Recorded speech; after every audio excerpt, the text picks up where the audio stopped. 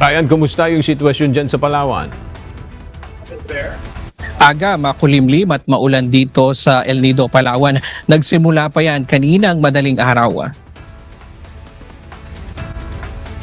Dahil ito sa nararanasang Intertropical Convergence Zone o ITCZ na magpapaulan hanggang mamayang hapon sa El Nido.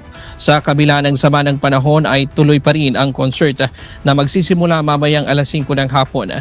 Hindi alintana ang buhos ng ulan, tuloy-tuloy ang pag-aayos sa stage na ito na siyang gagamitin mamayang hapon.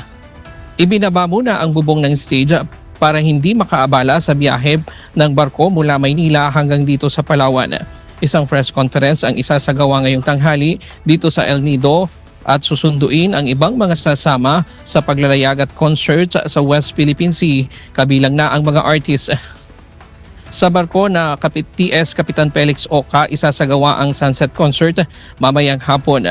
Nakadaong ito ngayon ilang kilometro lamang mula dito sa baybayin ng El Nido. At ilalive din naman yung concert via live streaming doon sa mga social media platform ng atin ito mamayang hapon at Miyerkules pagdating doon sa Pag-asa Island. Diyan muna ang latest mula dito sa El Nido, Palawan. Balik sa iyo, Aga. Maraming salamat, Ryan Lacanlale.